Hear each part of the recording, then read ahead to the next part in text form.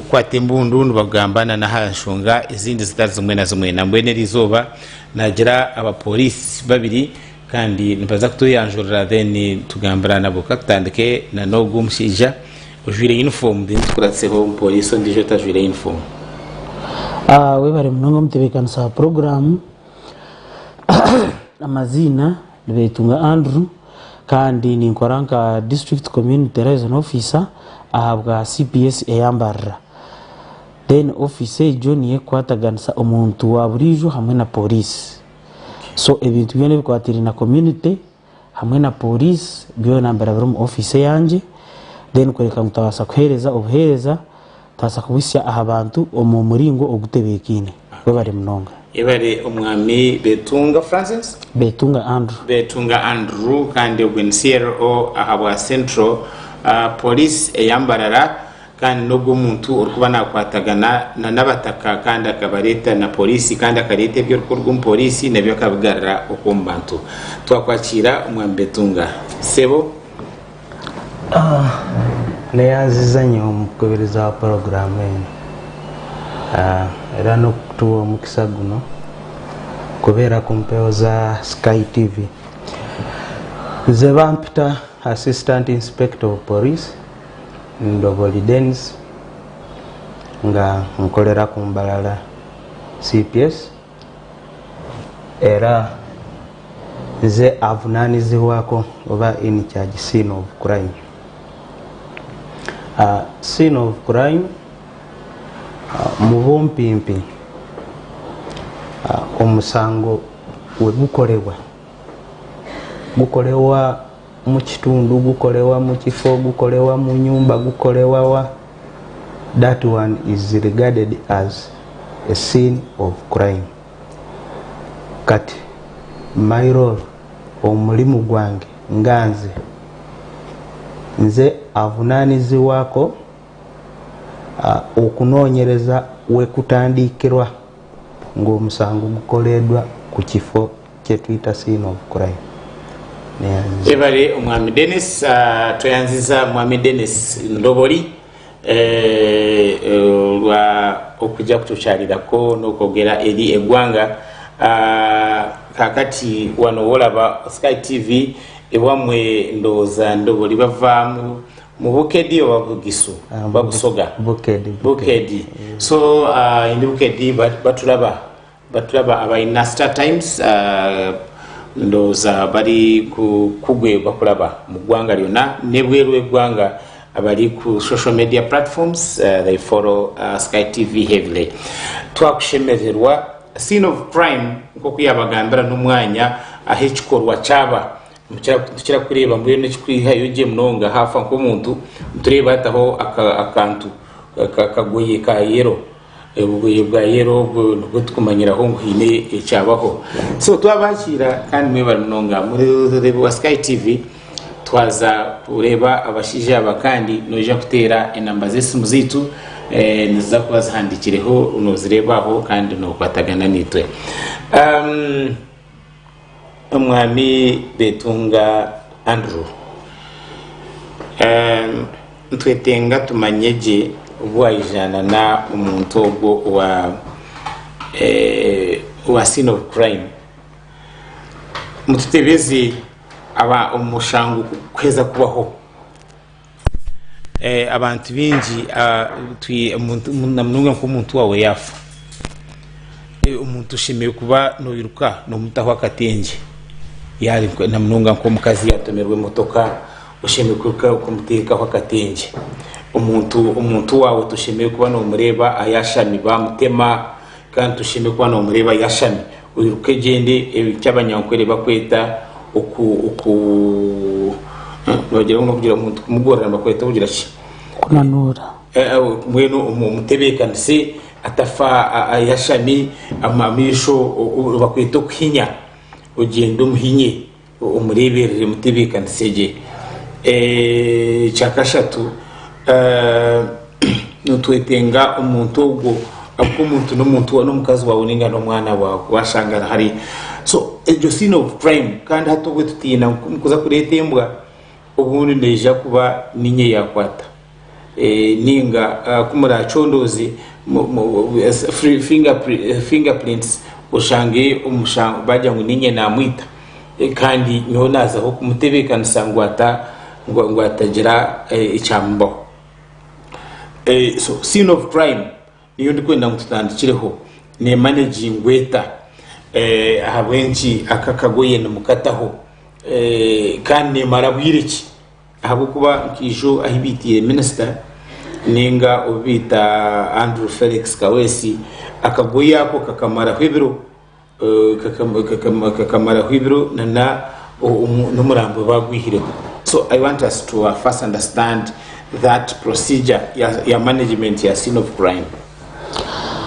We bari mungo mutebekanisa most especially ikinza gamba scene of crime no kugira ngo ikintu cyarga kubaho immediately iwe ngo mutuze ushemiye kuba no banza gukora ki icyo kubanza cyabyona ushemirire kubanza wa reporting ha police immediately okureportinga ha police tukwetaga omuntu katuje no munyabuzari niki okureportinga ha police mchetaga omuntu weno wabanza kureba ikintu cye cyarga kubaho, let it be an accident, let it be nkako kushanga mob justice, let it be habonke jo shooting, let it be ikintu cyona ikira ana sudden kutarkuja ngo umuntu murwarize wamurebera yakakufa ikintu cyo nikira ana sudden cyaheza kubaho immediately no reportinga ha police.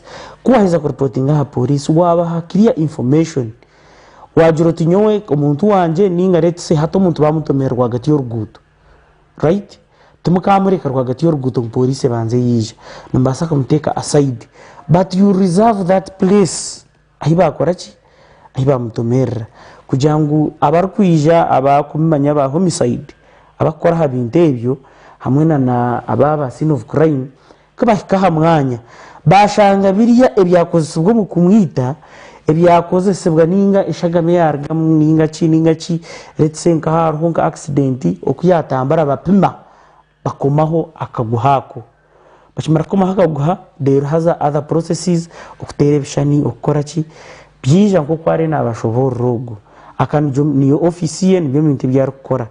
So mwene obwiro bwingi kikumara kubaho ntushaba abantu baburijo ntubashaba immediately mubanze mu reporting ha police then mukuratere na namateka police rabagambere hari ubwo bicintu kikumara kubaho abantu bubaka umuntu retse yamara kumwita bakamukwata akamuteka hatipa bakamutwara tutwamanya motoke yamutera tabagizeho na kuronda cyabaho cyenyine hata abantu bita ki obujurizi. So most especially tubehanangereza mugume mubanze murindeho mutera ha police baragire cyumurene mukora nino hoyerera kwija. Okay, ibari mnonga mbweno watandikiraje umwambe tunga mbweno haturiya ikafuru tunyonyole ze omuntu wange bamuse bamutide omukubo sino kumukwatako njagala mukwatako njagala kumulabirira bulungi oba mujjeko mutware wekyetagisa olusita nabakufa ate njagala kumutwara choka polisi ebegamba enokusooka nerawuna ekifo. So tubuulire ene yanziza mukubiriza programu eno ebiseera ebisinga abantu tubakubiriza nti obuzibu buba butuuseewo ekintu ekisookerwako soko reporting incident eguddewo kyolabye then osobola n'otubuulirako ekitono ky'omanyiko ku ekyo ekiguddewo naye nga si kya kukakiwa nti olina okumanya nti ki ekibaddewo. Era osobola okujja n'obuulira poliisi nti mbadde mpita wali naye ndabyewo ki ndabyewo omulambo ndabyewo muntu mufu. Olumu abantu batera nnyo okutya omuntu asobola olaba ekintu n'alowooza nti wengenda ku poliisi ate bagenda kutandikira kwani kunze siwe kiri. So those are just me ebyo ebintu abantu bebaloleza nga si bituufu. Poliisi nga ffe tukolagana nnyo n'omuntu wa bulijjo kuba era information esinga tugijja ku bantu ba bulijjo kuba weekanga nti omusirikale omu the ratio is around 1 to 500 so kiba kizibu nnyo singa mba sikolaganye naawe. So scene of crime baasa omuntu for example katutwale nti omuntu bamutidde mu nyumba ye kiro. The reason as why lwaki tugamba nti abantu bapreservinge ebyokulongoosa ebyokukola ki ebyokukwata ku kino ebyokukwata ku kiri basooke babireke mulindeko poliisi. Poliisi ffe ng'ekitongole tulina ebintu bingi byetukola era for example mu kifo nga kye batiddemu omuntu nga mu nyumba ye tuba n'ebintu bingi byetusobola okukolawo okugezaako okunoonyereza ekiviiriddeko omuntu okufa. Tutera nnyo okukolaboratinga n'ebintu bingi for example ng'embwa basobola oleetawo canine ne tracing the movements. They may not necessarily get the perpetrators because omuntu asobola okuuta omuntu wano n'afuluma wali n'alinnya bodaboda n'afuluma wali n'alinnya emmotoka ye n'agenda paka Kabale. Embwa tesobola tambula okuva wano paka Kabale. So there we shall establish the point of entry, the point of exit. Bano abantu bayingidde batya, bafulumye batya, how were their movements. Then for us we come in. We tujja, there are a lot of things we want from the crime scene.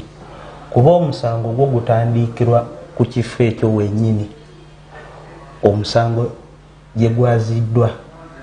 So what we always do, there is what we call physical evidence, obujulizi obulawaako n'amaaso go nga ggwe n'ojja wano n'otuuka wano nga jambiya weeri gye batemedde omuntu kuliko omusaayi. Kati nga ggwe ekyo naawe oba olina okiraba naye kati ekyo eyo si jambiya yokka, kuliko ebintu bingi ku jambiya okwo. For example omuntu eyakozesezza ejambiya eyo yagikutte daatipanga hando yagikutteko n'atema omuntu. So kati ku jambiya eyo ogenda okwesanga nti jambiya eyo kuliko endagabutonde y'omuntu kyetuyita traces of DNA. Zino endaga za butonde z'abantu zaabukana, eyiyo si yeyono si yeyange. So omuntu oyo yakuuteko ku jambiya yaleseeko endaga butonde ye. Wano ne wenkuute wano ndeseewo endaga butonde yange, DNA yange eri wano, naye kati gwe tosobola giraba nti weeri. Kati ate ku jambiya eyo kuliko omusaayi, omusaayi ogwo tetumanyi gwani. So ebyo that is what we look at we tuba tutuusa awantu. Then bamenye batya, for example enju ya glasses bayasizza glass, bakoze eki, bayingidde batya, bakutteko.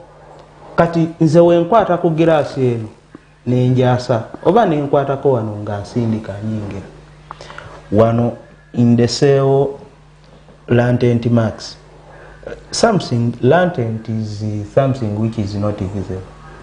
Gwe tosobola kulaba nti nkutte wano naye waliwo ekisigaddewo. So we develop the latent marks, ezo kyewandiise fingerprints.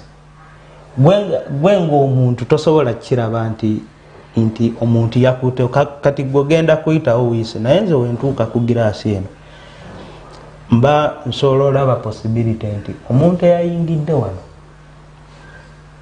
ateekeddwa okuba nga yakutteko wano.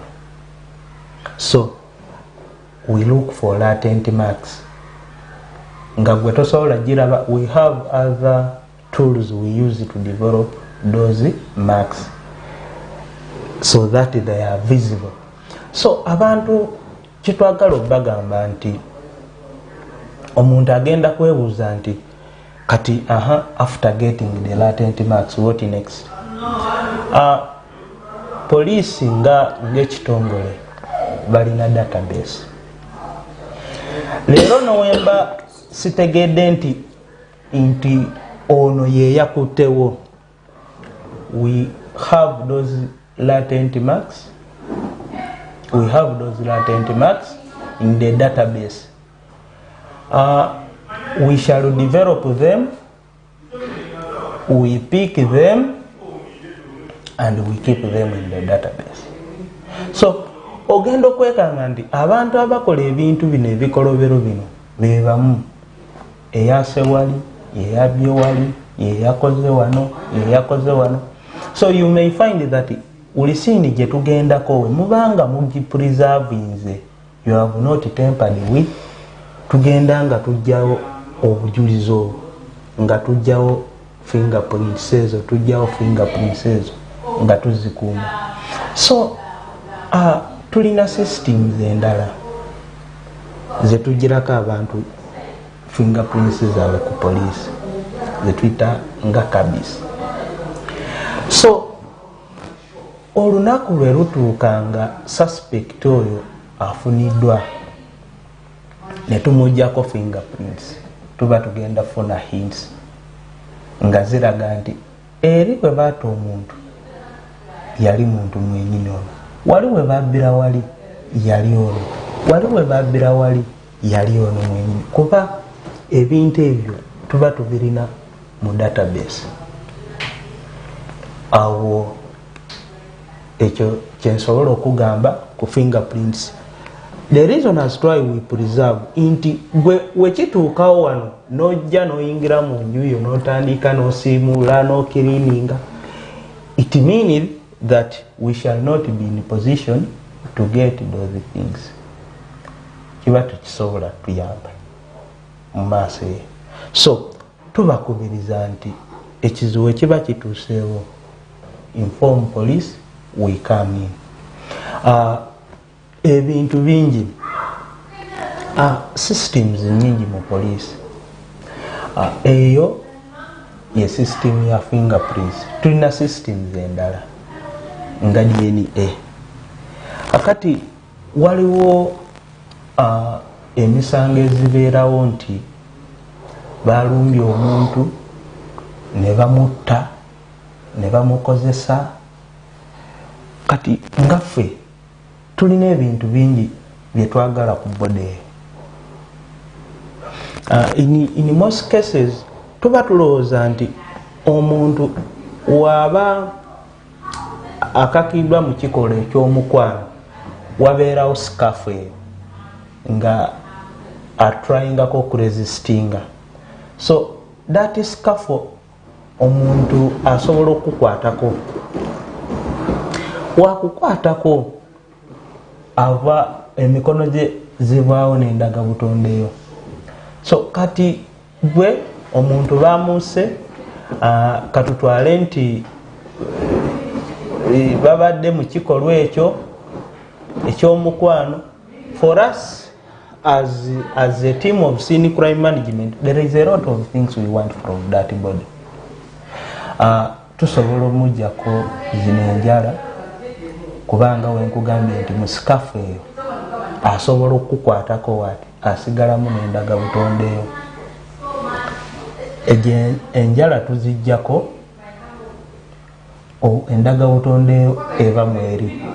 Then that contact ebaddewo ne waba abadde mu lugoye, endaga butondeyo tugenda gisanga ku lugoye lwono omukyala. So tuba tugenda kulikavalinga olugoye lwono omukyala, tumujeko enjala, then tugende for other biological evidences. Tusobola okufuna samples okuva mu bukyala we, so that webaba balowoleza mu gwe nti gwe yakoze ekikolwa ekyo. Ebiseera ebimu ogenda tugamba nti sinze eyakikoze kuba buli muntu aba yeegaana n'oba wazizza omusango. Kati kiba kizibu nnyo okukakasa nti kituufu gwe yakikoze oluusi nga tetulina bujulizi. Obwo obujulizi buli scientific. Science does not lie. Kuba tulabye ebiseera bingi nga basuspects bagamba nti nze bankase bukasi okuusa omukono gwange ku statement sigimanyi, statement bagikola mu luzungu, nze simanyi luzungu. Those the things you have been hearing them. So this science comes in to clear all those doubts. So kati wano kijja kitya wegamba nti yegwe ono victim twamugjeeko olugoye lwe luliko endaga butondeyo, that is DNA. We shall get the mixed DNA, your DNA ne DNA y'omuntu mu njala ze gye tugjeeko, we shall get. So oba tosobola kwegaana nti we have just planted that evidence.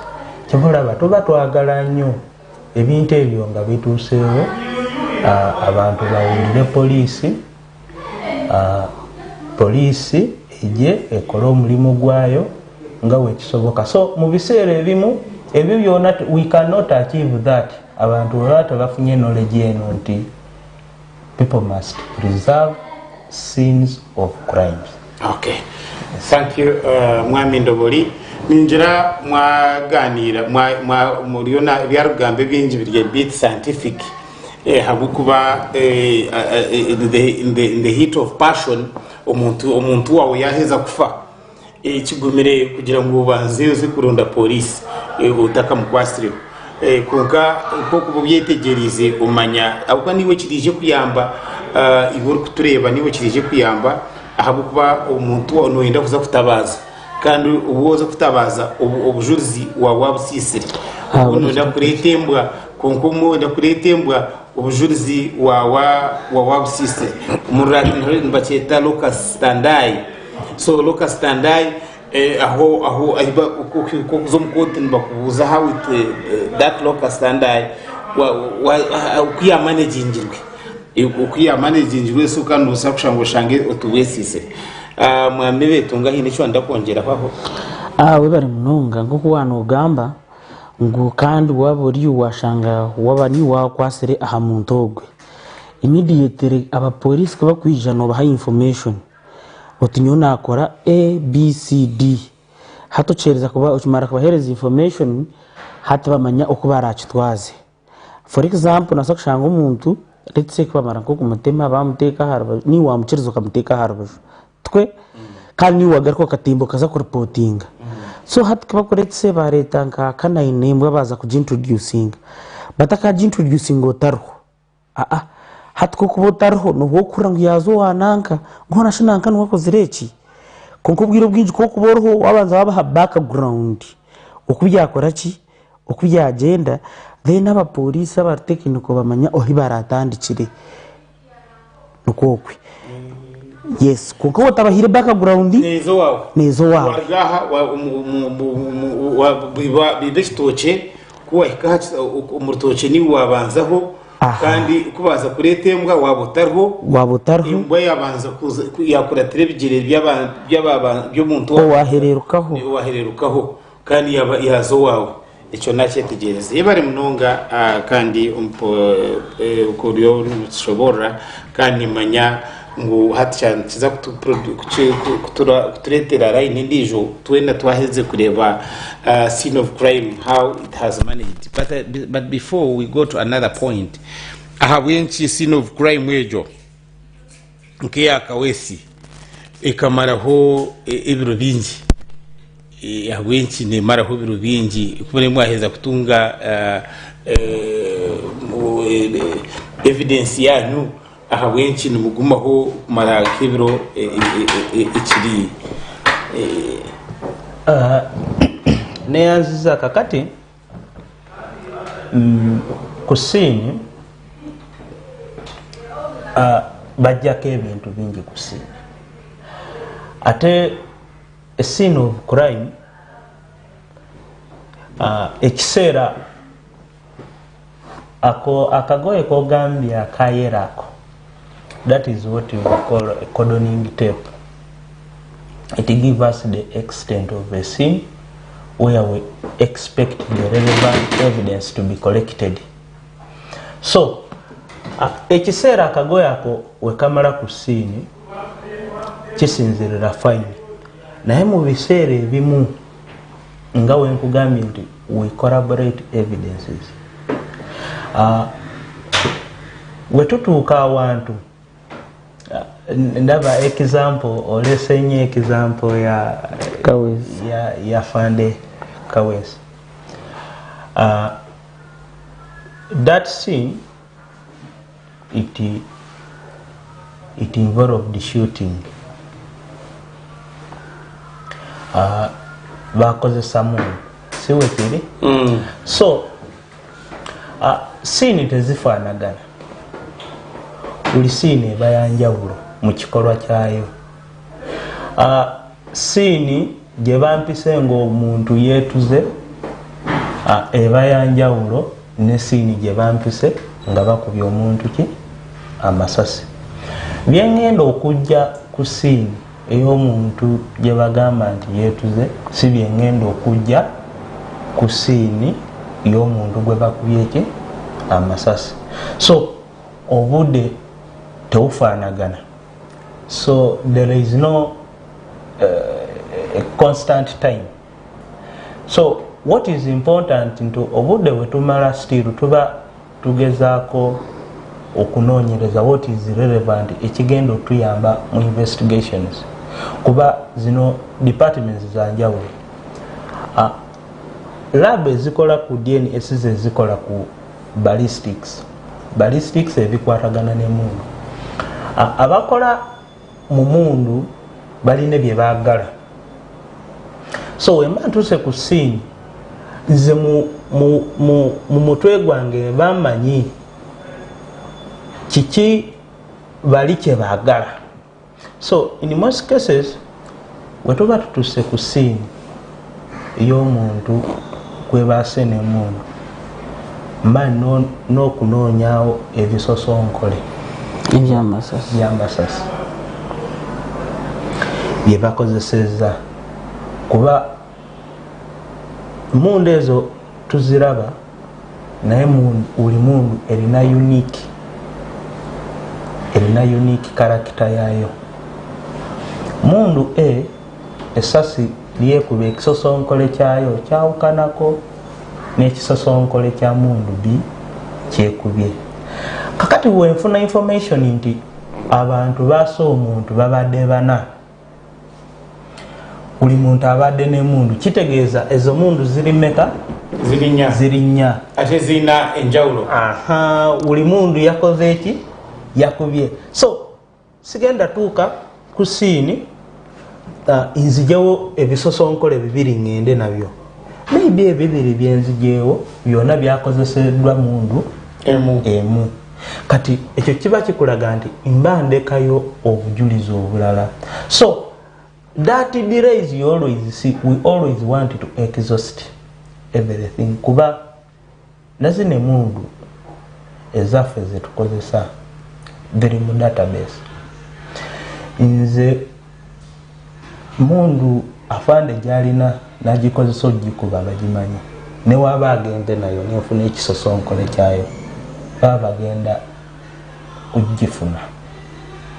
So kyeva olaba nti tulwawo tuba twagala tu-exhaustinga ebintu bino. Ebiseera ebisinga tulabye obuuzi bw'emisango obubeerawo nga bagamba nti bakubye wali omuntu, abamukubye babadde mu byambalo bya poliisi, abamukubye babadde mu byambalo by'amagye. Ebyo ndowooza tubiwulira.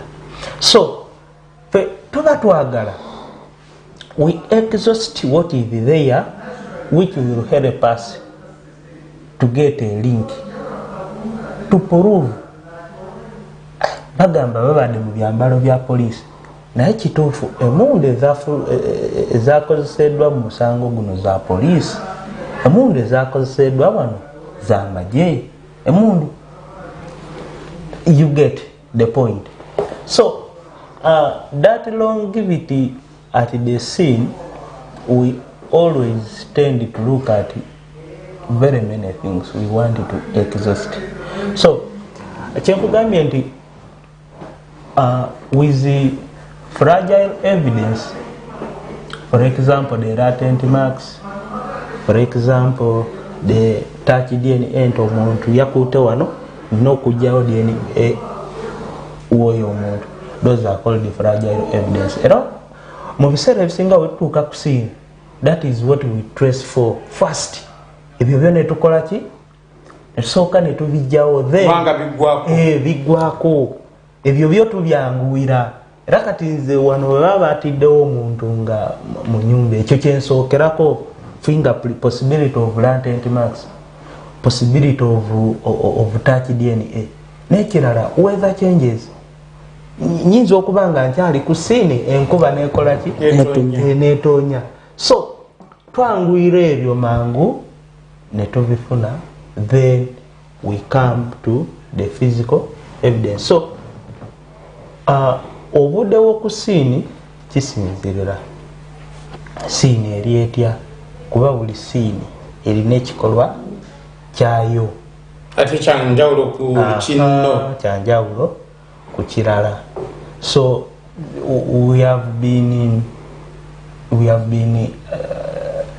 exhuming bodies. Tubadde tujja abantu mu gundi mu amazzi gali agalwizi. Nga these are people, they were got from Mbalala naye nga bagwira mu Ntungamu. You understand? So kakati wetwafunanga abantu abo, you get a person nga mazemu week says biri mu maaso emumujjamu. Kati owangu wetukozesa ku siini ey'ekikolo ekyo siwe wangu wetugenda okukozesa nga bakubidde wali omuntu ki amasasi. Era obujulizi obuli ku siini eri siwe buli kweno, kuba eri omuntu agamba omwana wange yali agenze kuvuga n'akola ki? N'agwa mu maazi. So olaba nga ddala nga kyetugenda okukola ku siini ya type eyo kitono nnyo, ne kweno gy'onajja ku poliisi n'ogamba nagenze okudda ewaka nasanze mukyala wange bamutidde muki mu nju. So you look at the background of the scene, inga the background of the other one, it has a bit of a fact. Okay. Yes. Thank you, Dennis and Njirangu. Tuliyo twetegereza omushango kubaho mbwene ekyo kyatutwara omwami Andrew. Mwaheza kukwata twaheza kubeta mbwenu ebintu nyenda nkabe nyenda ngo ohereze abakureba processi kuza ku mukoti omushango gwe kugwatandikira aha scene of crime. Omushango kuzo mukoti gutandika guta kugira ngo muramuzi yaza kwika kutweta ngungu dena kanshara omushango ngunyogo nagusinga mbwenu umuntu mbe ntabariza bamukome nenga anshashure omushango ejo tandikita kuza kwika koti kurgaho omuntu ahiba mwitira nenga ayibira nenga ayanyagira nenga mbwenu kurgaho kuza kwika mukoti kugenda guta. Webari mno ntibekanisa program kugumeza mungo kuyaheza kubashobora aha scene of crime management. Hati omushango ahibaheza gukorerwa twaheza kwa preservinga hati twaza aha process mpaka kwika ha koti.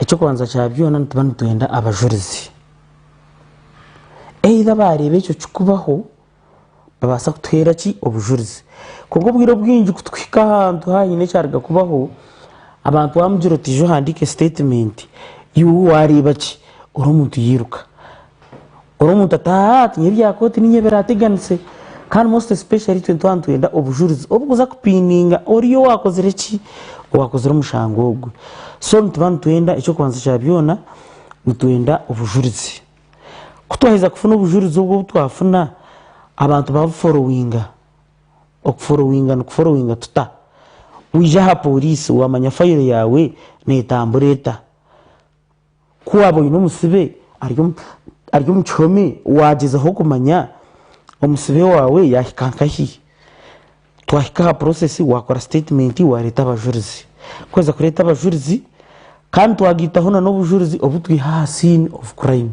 harongo kuterebishani hategebishani batera nabyo mbabiteka hafayiro bikoraborating na statement ezo hire hata ezo statement fayiro baiza kujikoreba complete OCCID agithandika mu ezo wa state ogogwe no mu muhabera wa government tainika kwate nimwe tainika kwate nitwe tainika kwate na polisi tainika kwate na nachi na naruko hababa hati umuhabera wa government ashoma mu fayire areba erimo bujurizi ubukubasa kutwara umuntu umukoti yaheza kureba ngo harimo bujurizi n'amazima ubukubasa kutwara umuntu umukoti ninga yashanga ubujurizi oburumu butakumara hata handikamu ahandikira aba polisi ngo baze kuronda ubujurizi nanka hata bagarakayo bakora kibaza kubukorekitinga bakiza bagigarura bashanga ubujurizi obwe burumu immediate aragihandikamu bagenda bataho charge sheet hati biza court processes hati kimanyisa kore wo ino musibe ko muchome ninga musibe bamuhire bond hato musibe ubwiro bwa kugarukira ha bond bamutwarankahi umukote ahubwo muhabara government naye amaze peruzinga yarize kureba umfayiro ngufayiro bujurizo burumu mukora ki nubukwata kandi nubumara so akimara kureba mu yamara kwicereza tato bujurizo burumu mukwata immediate bahandika mba sanctioning fayiro ezo mukoti ikiko mukoti hatutandika other court processes nena abantu abinji bakizire ku withdrawingira aha office ya state office ya state bajya ngo bujurizo burumu tubukumara bwazagaruka babagarro field kuza kurondo bundo bujurizo umuntu ahorro mu byamutama abato mwe baho amasuko batandika kugira polisi na nabaramuzi bakora gine manyo bujurizo bwanje manyabiha kuko mwa muntu abara kubaho bujurizo bukumara so ubwiro bwinji mureke tumetereza bujurizo bukumara kandi tugaruke tweyongere following up files obwo no muntu batwine abasirikare bita ba CID umwe babara gukora icukumara so bacha batakozera icukumara hato shanga umuntu file yaraka kujuwiza drawingam so ntubahabora ntubeshengereza aba office ago twinaho ba OCCID twinaho ba OC station kandi na naha division ninga ha district twinaho ba DPC abaraba supervisor aba supervising general moyonezo court processes ngo bagambira kutandikira ha scene of crime management so twinaho nka DPC na supervising ebintu ebyo kandi tumuha reports so muntu wareba ngo tuwa okubakora hamushango bo tuwa matara ninga wareba ngo ntasa ko irregularities immediately ntubahane buri jonto bahe namba ya DPC tera DPC ninga zo mu office ye ninga kucira jo mu office yanje niwe nkuyambe following up ndebe file egi iriyeta abwo kuba nyewe ngakwatadisa abantu baburijo na police nshimiko abantu baburijo bakora ki bafuna ubwenkanya aha police hamwe na officer state Anthony aho officer state Anthony most of the time ninchira kuzayo then state Anthony hariho bujuzo no kandi kawagambe iki ata tuguiding ajati nagambe iki ahabwe iki niki so ubwiro bwinji abantu abini namba zanye bashira kumpicirira tubasa following up emishango yabo kureba ngo at least emishango yazo mukoti kandi na koti nayo yabasa kureba ngo yatwereza ubujuruzi ninga yatuhereza justice kugira ngo tufune ekito abantu twetaga babare mnonga iyo process twamanyangu wargaha wazaha nyenda taka hendire tuze aha kigambo cha bondi bondi uri kubasa gishobora ho harumba tugira ngo harwe imishango itari kweta kwikizwa kwebwa bondi ngo kandi harwe imishango iri kwikizwa ngo wiba nk'inti ngo kwa bondi ngo wita ko umuntu ngo kwa bondi ni kimanyisa kikane twazugweko we bari mungo mutubekana program bondi is a constitutional right. Bond ni naka kwa kuruzo akaku police erikorana n'umuntu wa burijo, it's like form of an agreement. Kandi bondi tekumanyisanga umushango gwahoyo. Let's say wakora umushango n'umushango wanogira ngo umushango go kwita twaka bondi. Hari imishango yer capital offenses hamwe na imishango itar capital offenses. So imishango yer capital offenses hermu ko kwita okwibisa ebikwato ebikwitsa. Let's say umuntu yiza kwiba aine nkomihoro aine mbundu aine kidoza mwene umushango no aggravated harhonka nkemishango ya rape okakomkwano hari imishango ya defilement eje mishango eyamani niyo bakweta aggravated mene emishango kweta capital offenses twakujehera ho bondi aha police.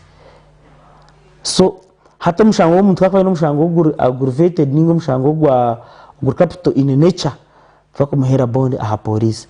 Then hari mishango emiche, let's say twarwana kutwahiza kurwana kandi nyowe nahurro mutima nacihayo nakusasara ninga wankita wampe sente z'obujanjabi hati ntwereza bondi kugira ngo twabwira borabo rya ha bondi tubone tukumonitaringa ese kintu cyo wakoze reno jagaruka kuchikora ninga kore wacu kozero mbutamanya hati oyetisize icyo kurebera ha bondi no gumano reportinga uchumano reportinga tumantureba. Let's say bondi nabagira ngo ne marebero 101 days 101 days ezezo 101 days nizo tukurebera mu muntu uretse kumwarwana umuryo bwo bwire umuntu yabasa kucira ninga takoza kucira ahubwo mushango nasa kushanga mushango wo kurwana gwahinduka gwaba grievous harm gwa graham hatu gwaba grievous what harm. Yes ushango umuntu uretse ine chorona ngaho wakumangunisa koraka kucira cyahinduka mukansa ninga cyahinduka mebindi. So bondi ngo kushanga umuntu yari ya bondi ubwiro bwo wakutwara nana reportinga police kandi nabakiryo mikono ya police ahubwo kubakuza ko muhabondi tubane twenda bema abaramwemerere kujya kiyo kubora hati tujya kiyo kubora turita Steven kiyo kubora turita nanga nuwari ko rubasa kutusya hoki omuntu ogwe nibashira kutugambira ngo ikintu cya bondo umwe ikintu cya gamba no ngo ne chamani kandi na nekintu cya kintu kidogo nayo kiri chamani most especially ahinchire kuza amative na amaredio y'abantu bacira kumvuza ikintu cya bond. Either bond is it free or it is not for free. Yabo kwa ka kintu kidogo. So bond yona er free kuko mwe abamwe umuntu noshanga aruwar kujijema umupolisi enguzi agira ati afande kanku heci umuntu wanje bamurekuri wachurira. So hati yobwor nocu maha yoryo no yongera corruption orire kandi ubwikire bond ye er free nicyo kurebera batakwarside kunoja ukagambira umusirikare utkina kwhecho timparside yo kwereka unakhachi ekinte sente zanje. Most especially nitwe abapolisi omuntu kirakora mu some mistakes ushanga umuntu kuza kwa bondi obanza yamurega 10% hako utazumuhiri oro umuntu yamutwara nkayi umukoto umuntu wawe. So most especially ebyo nebinte bikuregulatingwa by supervisors jyo twabantu yendera ngo supervisor arabari ya station ndetse ari DPC ari office station ari CRO umuntu wawe yamara eshaha anana munana kandi umushango tugura capital in nature twishira mu office immediately we shall influence for that bond and that bond will be free of charge. Ahubwo kuba hatkore warabira mu office yanje nyuwenga kuvuza file ya kahi utobushurize ntiriyo twengera kunyonyereza kandi umuntu omuriyo n'umunyonyerezaho ayinabo kumwemerera. So obaye nabo kumwemerera is a senior citizen Nutumanya ngo mutabano woha wananka. Para futwa mutano wananka tumutara yurke. So obwiro bwinji we influence that bond kugira ngo umuntu abatahira bondi meanwhile okuchondoza kuri ki kugenda misho bagamba no gunoterra police wa Kampala. Most especially abantu tutuka regulating abantu abanyabuzari hatu nyo witu nyine y'abanyabuzari. So police yo witu kakuba hariho umuntu wanje bamukwasire omwenshi tera hakasumu najanti ni mumanya kandi tarayuruke ningo mwe mumutereze tuze kusotinga Enshonga ngahi omucharo orire. So hata mwe no bakugira ngo ngamba nobwo hati ni wo mucharo wanya hari abantu bakumangu nanka namanya DPC wambara namanya regional police commander kandi hati ni watera kasumoti nanimba shaba nkirijira na katase nano muntu kuyagamba customer care yagambata umuntu yafutera kasumo ryo mupolisi yakushaba ati ni ngendo muntu wanje ahabwe iki neki ningito kutoratahe nzo kandora Enshonga neji. So tukumanyisa ngo bondi erimugamba nobwo obwiro bwinji tubasa we have the right to make decisions in kapa police no making a decision omanyoto go muntu runamure kuri bondi naza garuka naza kumana reportinga ninga ine substantial sureties kushango inabantu abakwasireho kandi abini ndanga muntu bari abanya Uganda bakubasa kwemerera umuntu. So ekintu cha bondi tukujya ngo resource tukujya ngo selective ngogo nafuna bondi okutakufuna bondi no every person on constitution ya Uganda are entitled no botine bo kumanya waheza kudishaba no botine sente waheza kudishaba habo kuber free. Yes. No jitunga bondi most especially ro self recognition kugira ngo hati Steven ntumanya Andrew ntumanya n'umuntu waho mutawuni ayombekire aine mamaka no kubahatine wo kumwemerera basa kumuhera self recognition bond ntumangu yataha nazagaruka koreki ayerete haro kushanga mutakumanya kugira turetera abantu abinindanga mu photocopy bakwemerere teru bije bakurete birebe nebe. Okay, thank you very much. Twaza kweja ntwendera kandi nyenda kubasima munonga konga tutakashira kwenera kushaba ngo sibure aba kutureba ahibarhona then tugumizemo. Mwebare munonga abareba Sky TV ni mpenderando kubashabanti mwejunise police omishango in case of any incident hajire cyabaho mwejunise police kandi mushabe police eba guiding then ni ngaraka mbashabanti buri muntu wena waza kubyama icuro making sure ngo ine airtime making sure ngo ine namba yo police making sure ngo or in touch with your LCs kugira ngo in case of anything obeno manya abo kwasa kutere nduru then anishaba naza kuhendera bahereze namba za police let's say abantu abari mu cyicwike cya round bahereze namba za police ez'abantu bakubasa kutera bakabasa kufuna obuyambi immediately kinamba ya driver w'imotoka ya 99 kinamba ya DPC wa division age my phone. So kugira ngo in case of anything tubasa kuraka kuzihereza tuje kugira umwanya atakwita nutuje tuzibahereza izobera kuko batazine kandi kuko zine uzubahereze inamba nabanzine kandi mbasa kuzibashomera immediately right now kugira ngo at least this can help tubasa kuyamba Eihanga. Okay. Inamba yo kubanza ni 0714 ankaga na mukaga nshanjo na munana ananemwe ejo ni namba ya DPC Wambara R247 on. Okay. Then Wambare SP Wambare Emmanuel. Okay. Ejo on.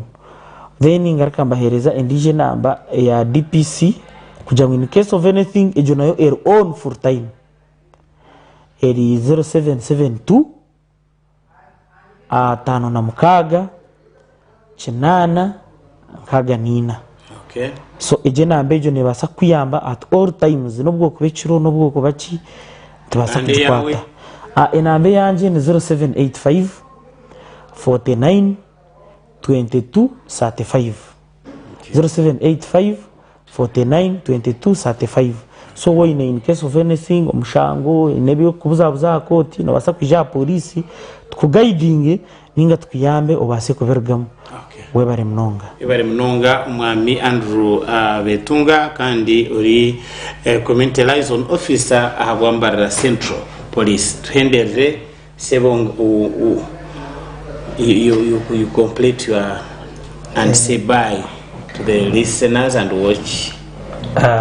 Tuyanziza nnyo omukubiriza program ne management ya Sky otukyaza wano at least to throw more rights how we have to live in the community.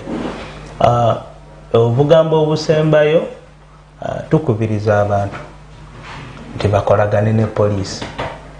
Police eriwo kuyamba muntu. Vola abantu almost mu buli kifo osanga mu police.